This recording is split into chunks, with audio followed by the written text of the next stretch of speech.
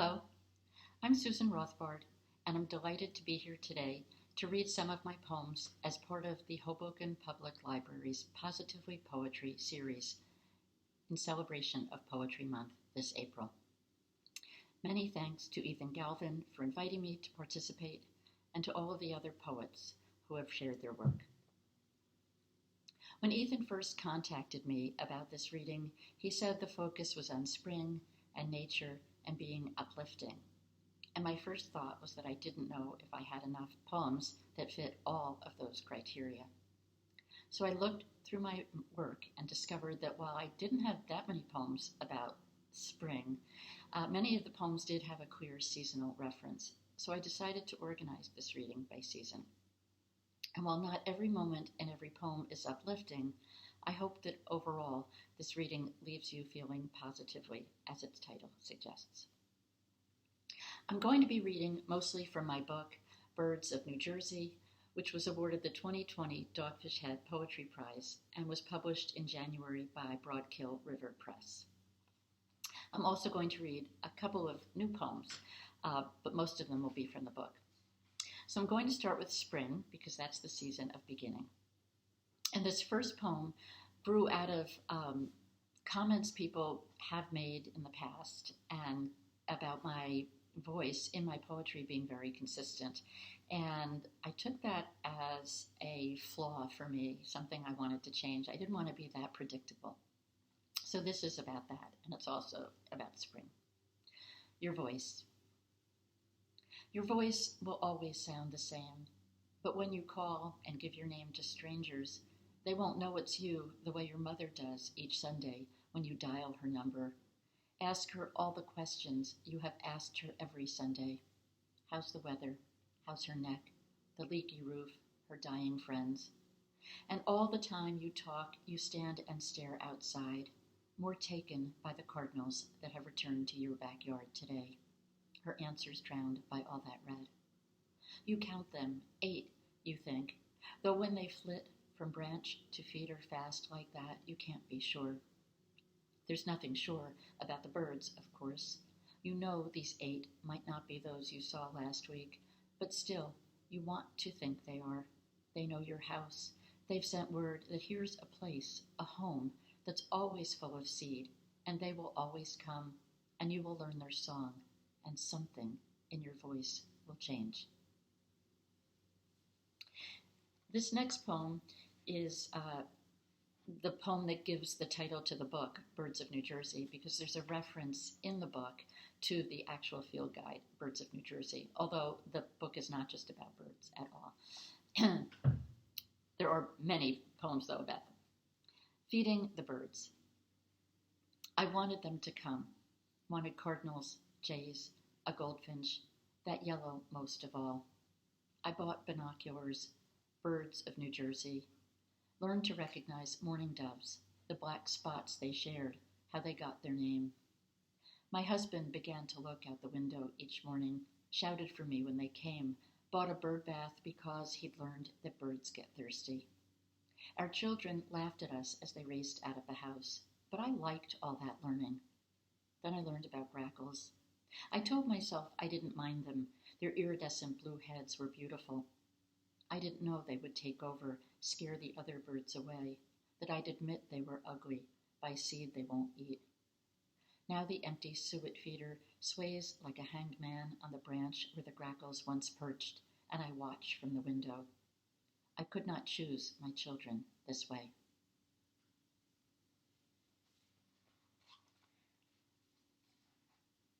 This next poem is titled Prognosis, and it was written many months after a friend of mine received a bad diagnosis, but she did beautifully and is healthy now.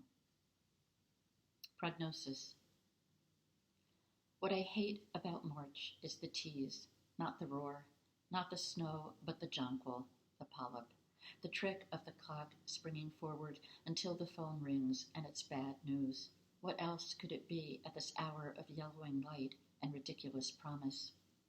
We had them over for dinner, good friends in good health, and they talked about travel, their trip to Australia, as we sat in the kitchen, ate cheesecake she'd made from her grandmother's recipe, brought to our house still in its tin.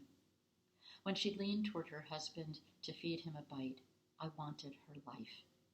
I liked hearing them hum about the cake's texture, planning how much better it would be the next time.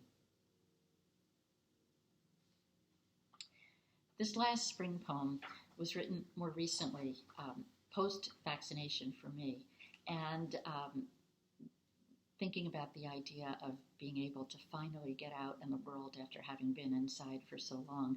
And it's titled An Aspect of Love, and after Gwendolyn Brooks, who has a poem with a title that has that phrase as part of it. An Aspect of Love. Because the first daffodils nose up, because morning sun pours through the southern window, because the mango ripening on the counter, because the smell of buttered toast, the coffee's steam, I can take this world in all its silt and stone, calamity and consequence. It's all so clear now that I stand at the door. Such a long story I could tell, the details unfolding in shimmers, the plot rich with foreshadowing and mystery. Stairs, walls, but also a window. Now I'm going to move into summer. So these are summer poems.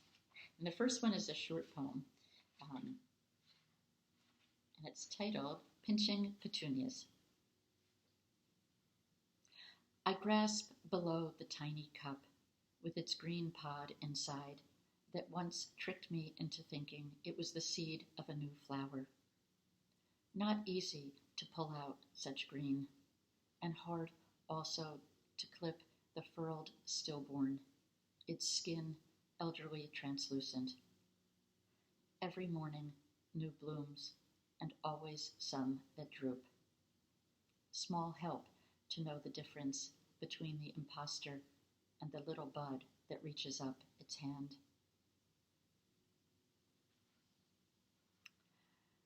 The next poem is also takes place in the summer, and it's a different setting than most of the poems in my book.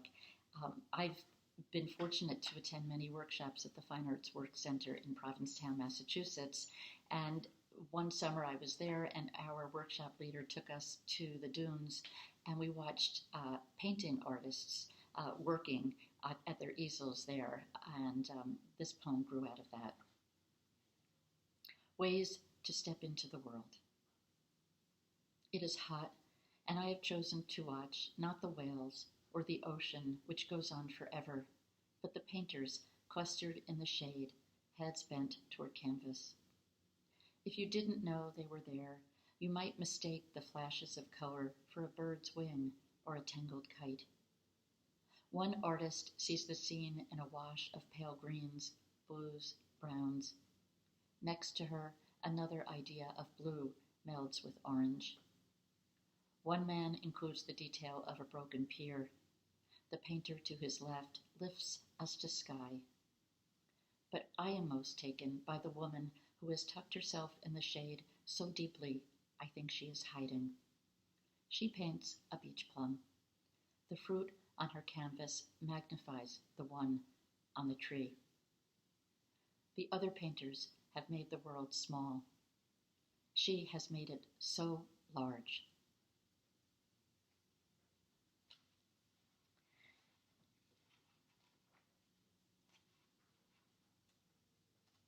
This next one is titled My Voice. And it's sort of a companion poem to the first poem, which was titled Your Voice, much later in the book. My Voice. Bright yellow paint spills across the page, and icy goldfinches clustered around the feeder want to say it is the age of rapture. My father will live forever. Why not? The freezer was broken 2 hours ago, and I fixed it myself. The ice is safe. Some days are like this after all. My own lane at the pool, a new book by my bed, the ringing in my ear as much a part of me as a heartbeat. The colors bleed into each other. a new vocabulary for the deciduous. The spiders can stay in the basement, gray hairs on my head. When I can't take a breath big enough to fill me, I'll open my bird mouth and sing. And the next two poems for summer were actually written more recently and outside of the book. And this first one is dedicated to my daughter. I know that for many of us, this has been a year of loss and of missing things, and it was for me as well, in the same way it was for everyone else, but also on a personal level, several losses. And so this poem is about that. Eggplants for Sarah. I want to tell you about the eggplants I tried to grow last summer. Explain why it was important to grow something, how far away from you I was, and how I'd lost so much already, and looking ahead, saw only more loss to come. So the eggplants meant more than Parmesan or ratatouille, though they meant that too. I want to tell you how it felt to knead dough and wake to its bubbling before shaping it, to watch it rise again and hear the hollow sound as I tapped on its crust. My surprise that it tasted like bread, that I could make something real. And yes, there were failures. The loaf that never rose, the first eggplant I left on the vine too long that burst and had too many seeds inside, the tomatoes perfect on top but black-bottomed. How I came to accept fertility's sister, ruin. I must have been thinking of you, of course, and the lost babies. I must have been. What else could have given me the nerve to take scissors to the basil plants each week? What else could have taught me there would be more to harvest if I kept them from flowering? And at the time I wrote that, I didn't realize that my daughter was in fact pregnant and has subsequently had a baby. So it's kind of cool.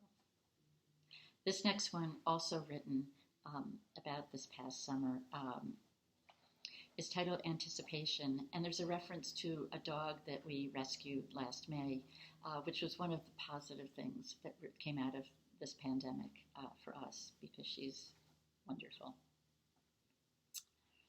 Anticipation. The basil is turning yellow, the tomatoes measly, my begonias have succumbed to the deer. It's getting dark earlier, and I'm picturing snow already. A problem, I know, to always be waiting for a problem. But I'm good at shuttering my house against a storm that may never come. The bright yellow dress I splurged on last year is shrouded in plastic. When I bought it, I envisioned myself entering rooms like the surprise of daffodils in March. But more and more I see how little I need. Today, the dog and I are lolling on the couch.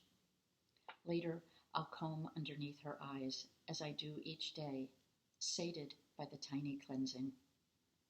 When she was found wandering in a yard in Oklahoma, her hair was so matted it came off in one piece. Each time I raise the steel comb to her face, I'm surprised that she doesn't flinch or turn away. And now I'm going to shift to fall.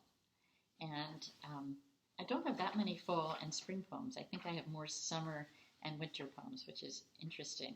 And a discovery I made while I was looking for poems to read today. So this poem is titled Tenderness. Late September, we're eating breakfast. I'm late for work again. Don't hear the birds' relentless cawing until my husband, steam from his coffee shadowing his face, says it's early for birds to be migrating. I know he means he's sad that summer's over, and I love that he's noticed. But no, I tell him, they're not leaving yet. They're just holding a meeting to plan the trip.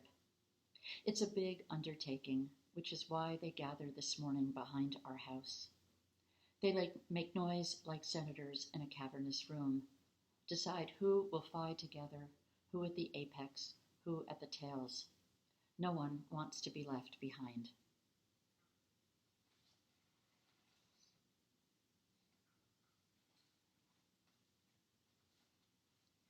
The marigolds. The marigolds still quarrel in the bed we made beside the house last spring. With fall near gone and winter on its way, we're ready to be done with marigolds. We quarrel. The bed they shared with parsley, basil, thyme has bred another batch where none should stand at all. Marigolds? Still quarreling? The bed we made should hide, not house, such spring in fall.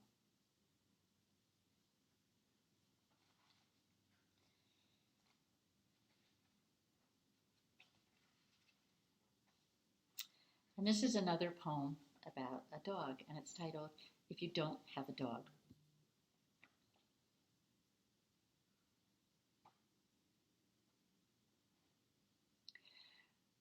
If you don't have a dog, you can leave for the city at 6 a.m., and maybe you won't make it home until the next morning when, if it's September, you might see a yellow bus stop to load up children wearing packs on their backs.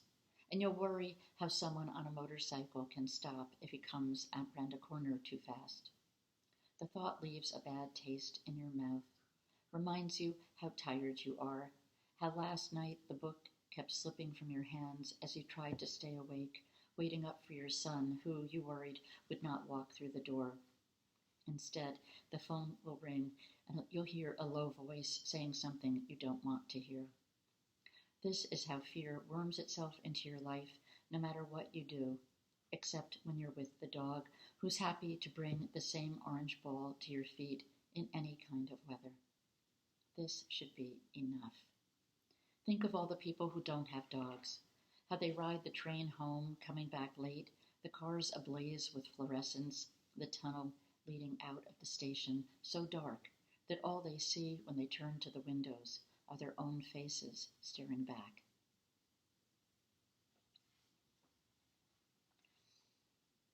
Now I'm going to move to winter poems. And the first one is about eating in restaurants in winter, and it was written before the pandemic. First seating. Flu season, so we're not kissing, unless you count the smooches we wave to each other as we sit down to eat.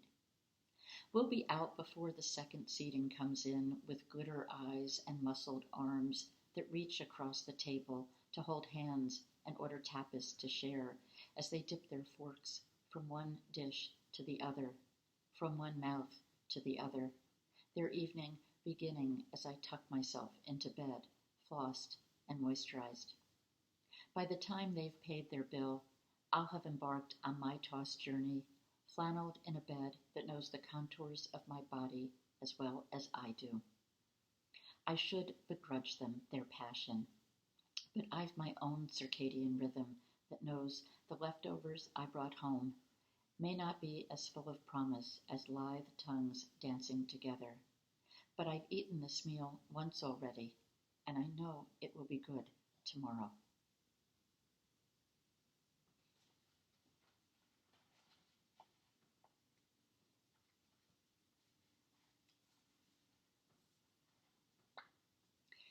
In the middle of the night. At 3 a.m., I thrash at the sheets, kick them off, waking you with, I'm so hot.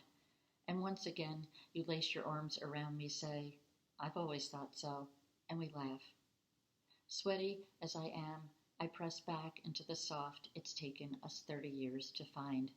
Like these sheets washed so many times, we can almost see through them.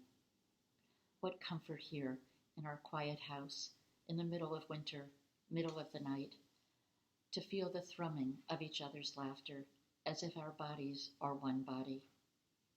Last week you said if you died now, no one would say you were so young, and I agreed, not to be mean, but because it's true for me too. I feel like we're boarding a plane, unfathomable that we will survive, unfathomable that we won't. And there's this emptiness every new moon when I lie in bed, feeling the heat spread like a blush, as if I've said something wrong, which I have, and more than once. But now your fingers graze my eyelids as if you can charm me to sleep. Remember that time we saw an old couple holding hands and envied them?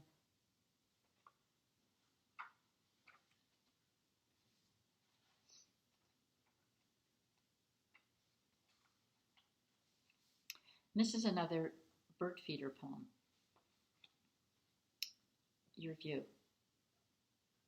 It's still a surprise to see the moon on a clear night, even though you know it belongs right where it is, above the evergreen you planted when you first moved in, just to the left of the bird feeder you bought last summer when you were trying to be like a woman you admire who has a bird feeder, though you never expected you'd trudge through snow to feed the birds, which you fear you fooled into thinking it's okay to stay through winter. And now you feel this weight each afternoon when you come home just before dark and the seed is gone, and it's only after you've filled the tube that you can take off your coat and read the mail. Your devotion surprises you every day. This is the view from the kitchen sink, where you scrub at the bottom of a pot that won't let go of its stain, which is why you draw in your breath when you see the moon, even though it will always be the same moon.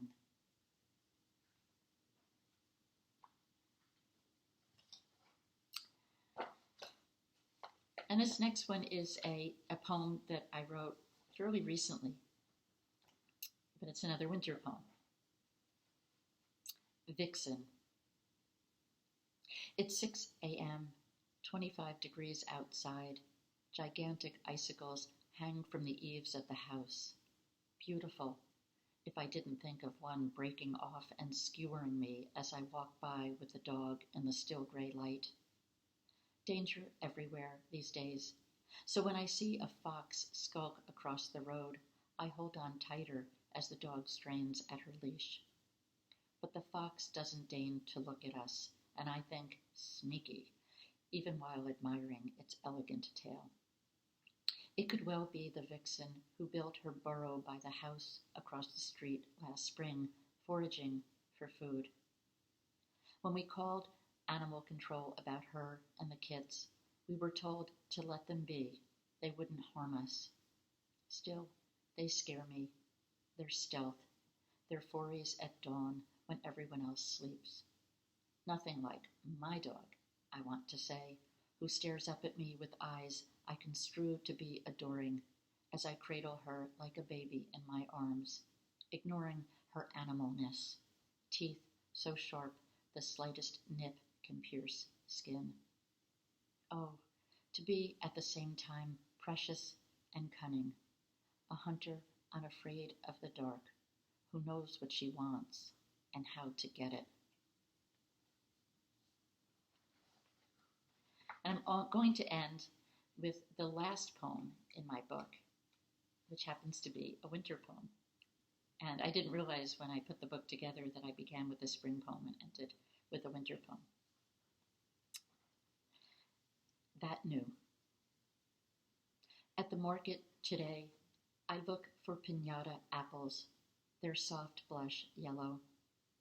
My husband brought them home last week, made me guess at the name of this new strain, held one in his hand like a gift, and laughed as I tried all the names I knew.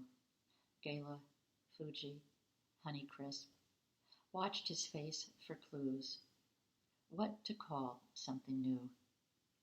It's winter, only tawny hues and frozen ground, but that apple bride was sweet, and I want to bring it back to him, that new.